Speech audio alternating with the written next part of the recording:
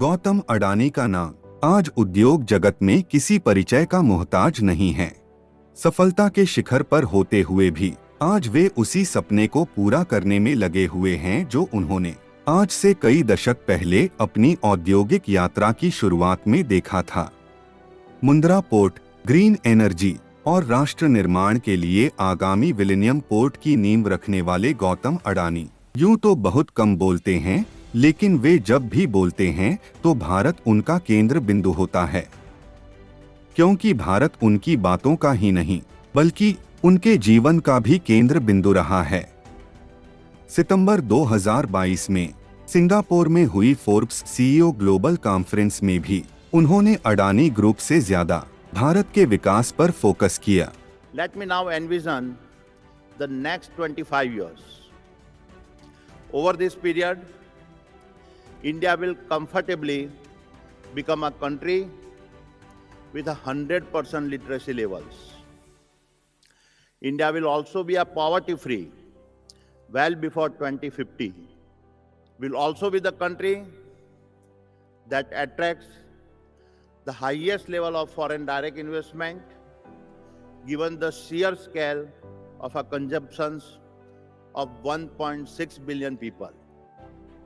CEO global conference में यूं तो दुनिया की प्रमुख कंपनियों के साथ भारतीय कंपनियों के सीईओ भी आए थे, लेकिन उन सब में गौतम अडानी ही एक ऐसे उद्योगपति थे जिन्होंने भारत पर अपना विजन मजबूती के साथ पेश किया।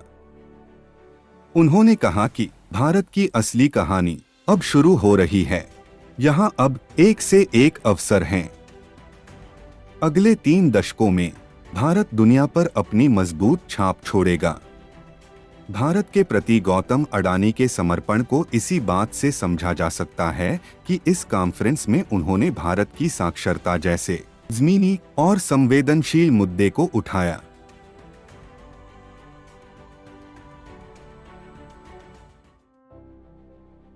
उन्होंने कहा कि आने वाले वर्षों में हम 100% साक्षर होंगे। वे इसके प्रति कितने गंभीर हैं, इसे आप छत्तीसगढ़ के आदिवासी क्षेत्रों में उनके द्वारा खुलवाए गए अडानी विद्या मंदिर जैसे उच्च स्तरीय स्कूल देखकर समझ सकते हैं।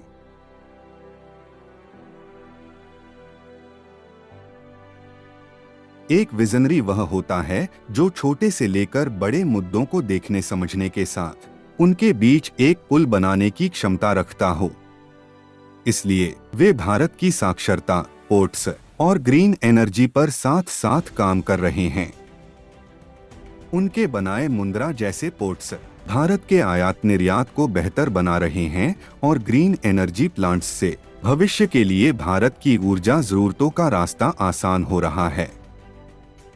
इसे लेकर जुलाई में हुई अडानी ग्रुप की एनुअल जनरल मीटिंग में उन्होंने जानकारी दी थी कि भारत को ग्रीन एनर्जी में मजबूत बनाने के लिए उन्होंने $70 बिलियन का निवेश किया है। The best evidence which showcased our confidence and belief in the future is our investment of $70 billion in facilitating India's green transition. अगर IIC 2022 के उनके स्पीच पर गौर किया जाए तो एक बार फिर उन्होंने भारत को लेकर अपनी बड़ी सोच को जाहिर करते हुए आत्मनिर्भर भारत से आगे कदम बढ़ाते हुए भारत पर निर्भर का मंत्र दिया। The foundation to build a new resilient India has already been laid.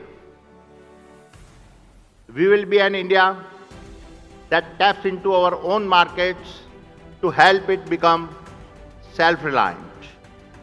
The policies that have been put in place have allowed our nation to make a tremendous progress over the last decade and put us firmly on the path to become an Atmanirbhar or self-reliant India.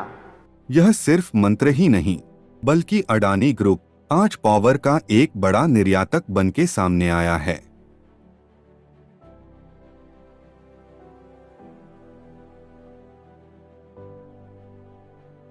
महान philosopher Bertrand Russell कहते थे कि विज्ञान वह है जिसे आप जानते हैं और फिलॉसफी वह है जिसे आप नहीं जानते।